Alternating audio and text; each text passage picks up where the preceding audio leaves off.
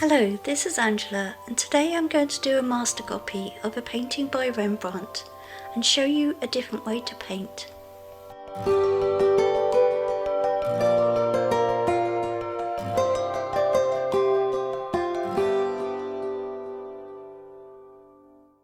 I've been painting like this for around 2 years. I find it really helpful, particularly when painting from imagination. I've prepared this file with separate layers for the background, the face, the moustache, the clothes, the sketch and the reference. The first thing I'm going to do is create a multiply layer above the face layer and clip it and paint in the shadow. This part of the video will be sped up. Multiply layers are great for darkening the value while also adding colour. At this stage I don't need to worry if the colour and value are correct, I can just concentrate on the drawing. If I want to change the colour and value of the multiply layer later, I can do so with a hue saturation filter or maybe colour balance.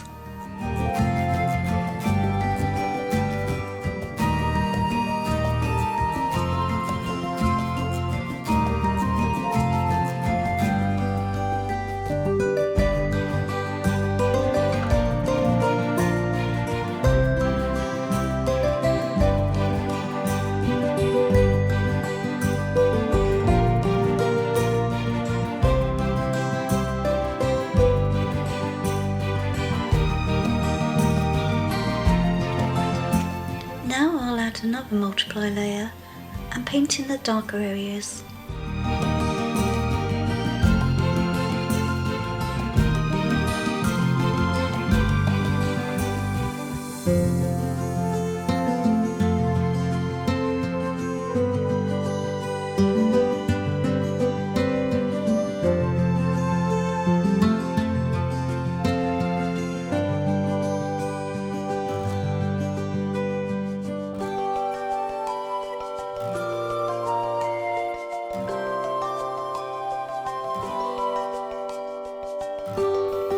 Checking the values again and then merging those two multiply layers together. They're still a multiply layer. I'll clip them again to the base. Now I add another multiply layer for the moustache.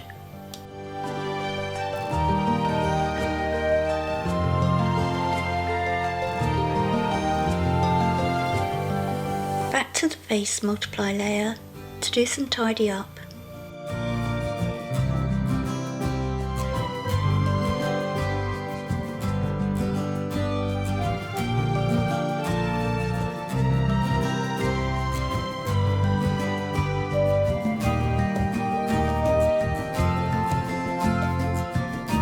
Now I'm using a saturation layer to paint in areas with less saturation.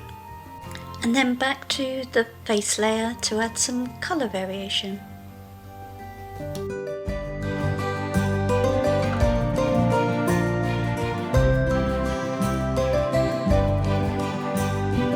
And now another saturation layer. I'm going to be dealing with colour, saturation and values separately for the most part. I'll display the layer types for you so it's easier to follow along. Sometimes when painting on a layer, I'll reduce the opacity before I merge it down to get the desired effect.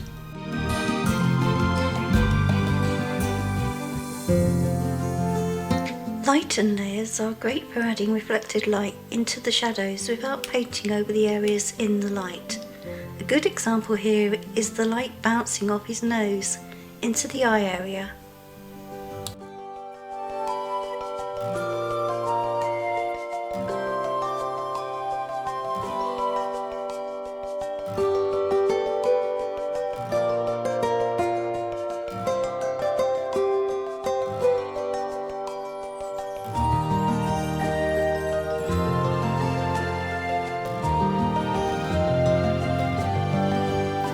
I used a darken layer there to paint within the triangle of light on his cheek without affecting the surrounding shadow.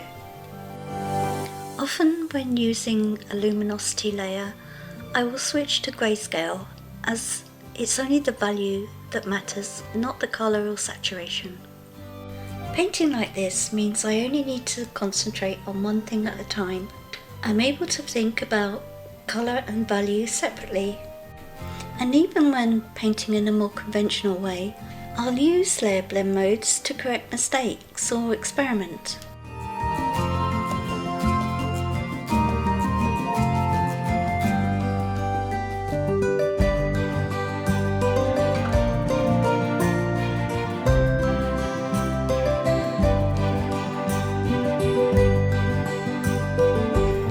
What is this thing up here with all the colours, you're probably asking? Rebelle has a wonderful way of picking colours called mix mode.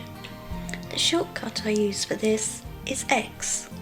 When picking a colour using X, a small amount of the colour you pick will be mixed with the colour that you already had on your brush. So this can be used for making subtle changes in colour or subtle changes in value if you use the black or white. I made the swatches by taking a screenshot of the colour wheel and picking the colours from there. I display it in the reference panel as I don't need the extra functionality that the mixer palette has.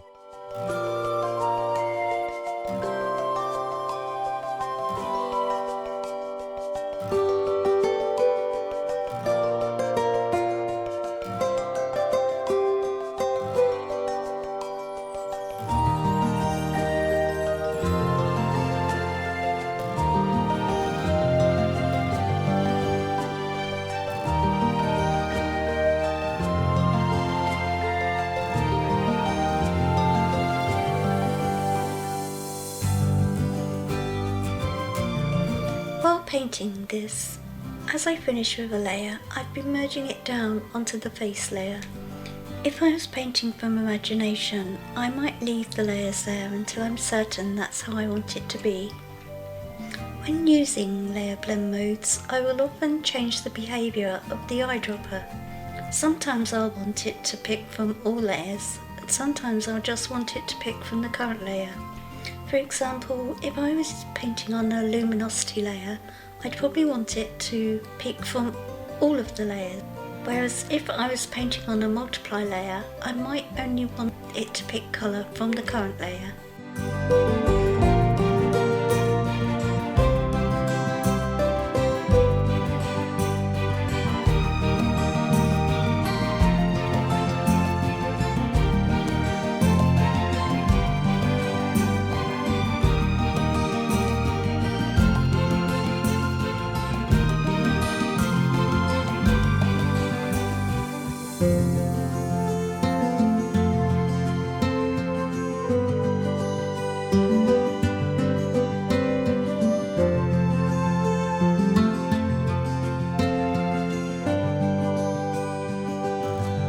If I was painting a subject that was mostly in the shadow, I would paint the flat base layer as the shadow colour, and then I would add the light with a linear light layer instead of using a multiply layer. Another layer type that I like to use is soft light. This layer type will lighten or darken and also add colour.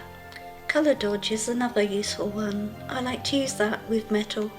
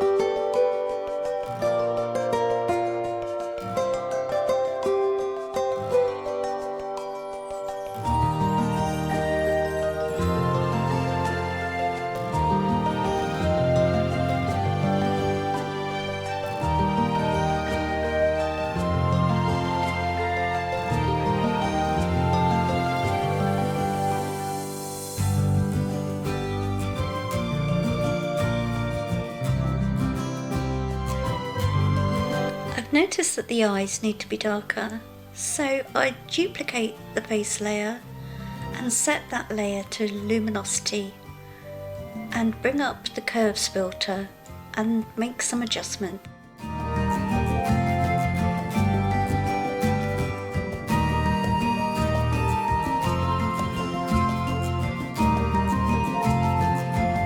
I can then add a layer mask to that layer, fill it with black and paint with white where I want the adjustments to show through.